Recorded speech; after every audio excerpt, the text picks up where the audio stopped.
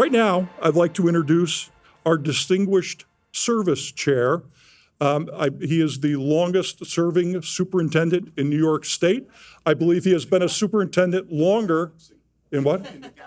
In the galaxy, the universe. I believe he has been a superintendent longer than Peggy has been a school board member. That's how exciting this is. It's my pleasure to introduce Hank Grishman from Jericho. Also like to invite Chuck Chafee from the New York School Insurance Reciprocal and Jason Andrews, our president, to come back on stage. I need brighter lights at my age. Thank you, Chuck, and good afternoon to everyone.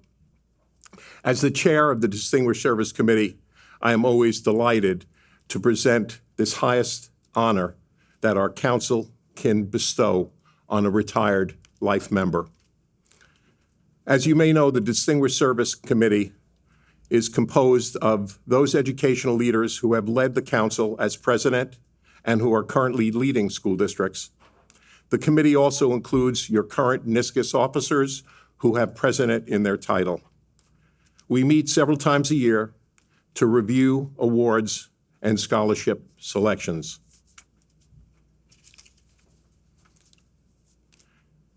Today's award is given in recognition of the one individual who has shown exemplary commitment to public education.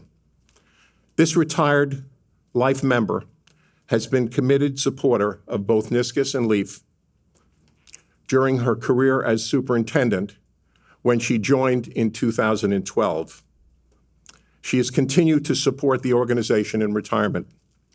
She served on the board of directors of LEAF and was a member of the executive committee, the House of Delegates, Commissioners Advisory Council. She also volunteered her time on the conference committee and membership committee. She has presented sessions at the Council Women's Initiative programs, Future Superintendents Academy, and the New Superintendents Institute throughout her career. In retirement, she continues to support both NSCIS and LEAF through teaching at Future Superintendents Academy, participates in co-facilitating a webinar series on personal and financial wellness with the support of Equitable. She also serves in a leadership coach role for LEAF under our LEAF's leadership coaching program. It is my pleasure and my honor to present the 2023 Distinguished Service Award to Lauren French, a remarkable leader who has given all of herself for the extraordinary difference she has made in the lives of the students, families, and colleagues. I invite Lauren to please join us on the stage, please. I thank everyone for the honor in receiving this award, and I'm truly humbled to be recognized for the service to others, as in our family, it's viewed as a way of life. After 55 years at Gouverneur, 38 years as an employee, and the remaining as a student, I found the time to retire, and so I did.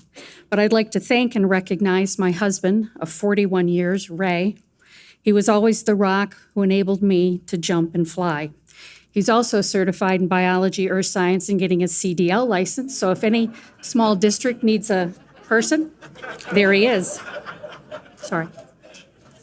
Our 4 sons, Adam, a licensed acupuncturist who's treating PTSD in veterans with great success.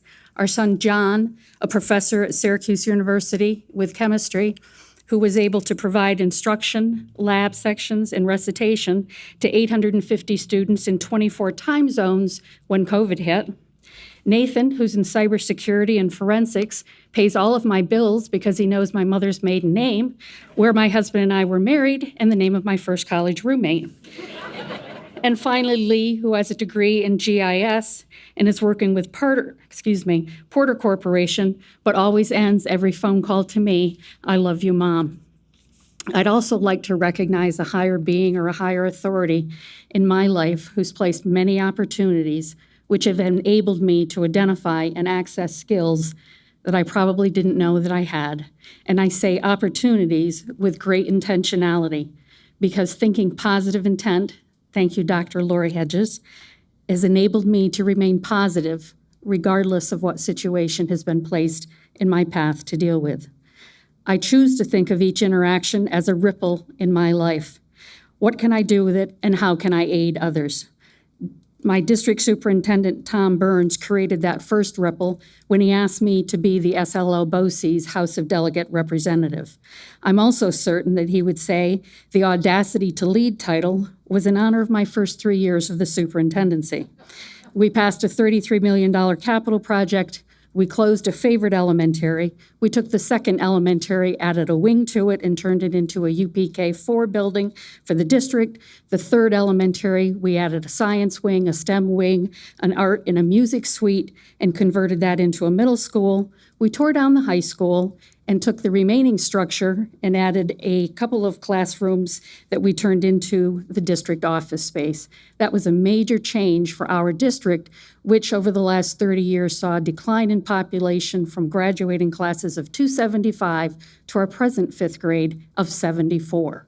We had to be bold and audacious in what we were going to do to save the district.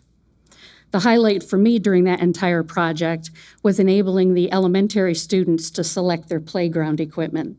And when we opened those first two playgrounds and kids ran out onto that field and said, "This is the swing I wanted.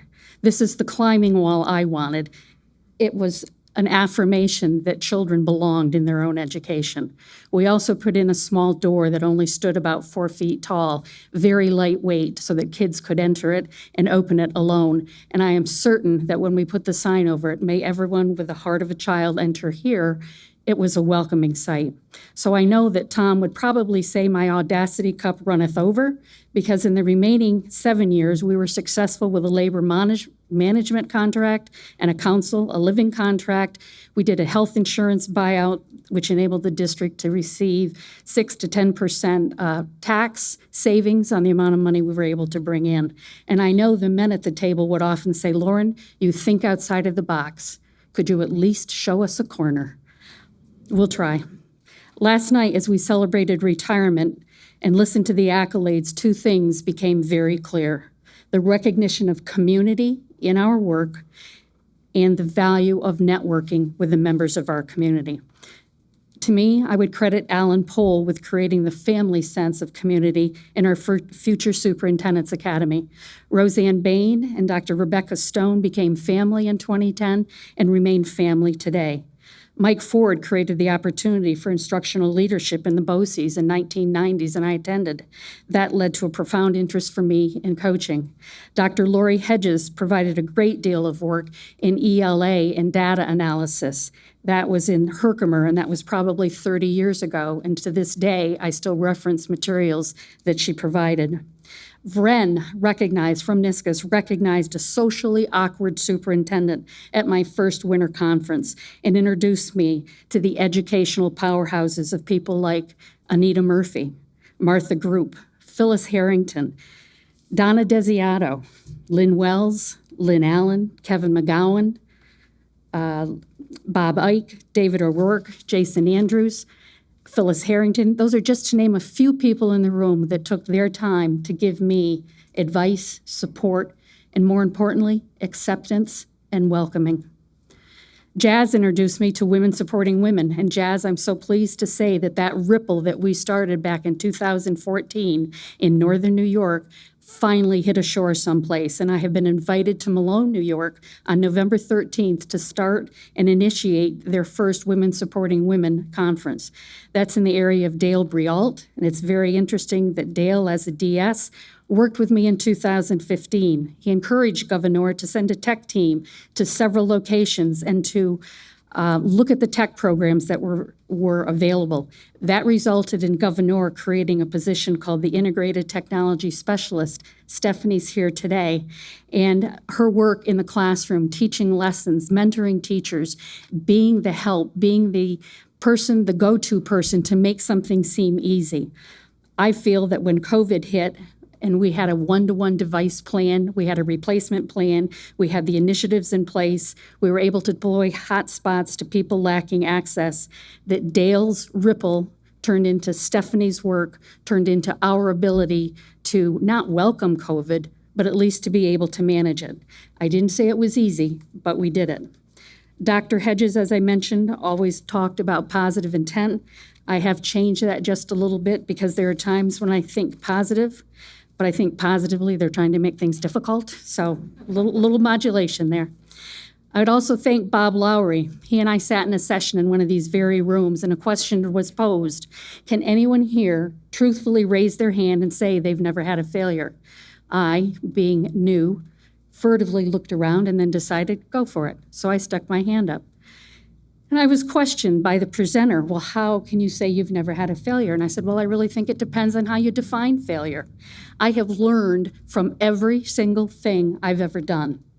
I have revised anything that I have done moving forward. I've learned not to do it again. I've learned to do it with different people, different timing, different rate, different time of year. So in that way, I don't define that as failure. I define it as a learning opportunity.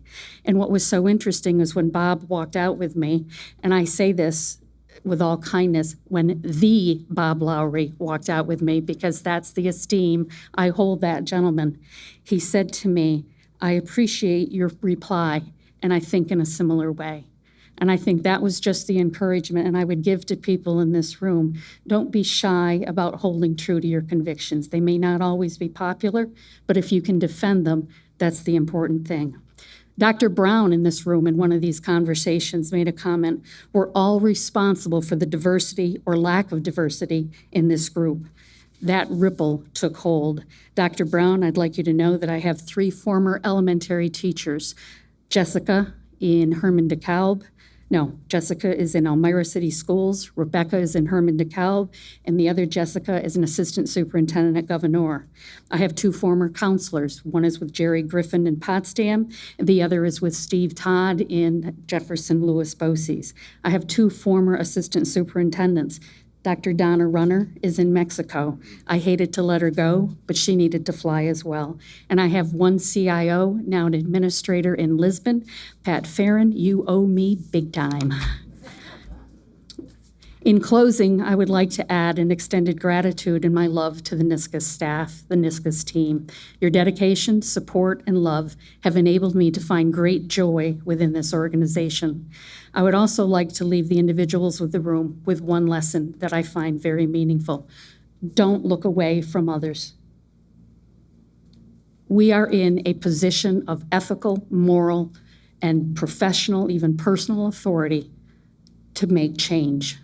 And to look away is to abrogate that authority to someone else or to have it not take place. Be kind when it isn't necessary to be kind. I love nothing more than letting people into traffic out of a gas station when I can look behind me and see a long row of cars. It takes me nothing, but it makes them feel so much better. Be a voice for the marginalized. Call people by name who serve you. Kobe made our badges today. Andrew's running the front desk. Joey ran it last night. She's from Istanbul, Turkey. Terry ran the banquet hall for us last night. Luke, now I've only heard this by rumor, ran the bar. Just rumor. I think by seeing and naming these people, you validate the human condition, and people need to be seen. So it is with great pride that I accept this award and will continue to serve this organization and would offer, if there's anything I can do for any of you, it would truly provide me with great joy. Thank you.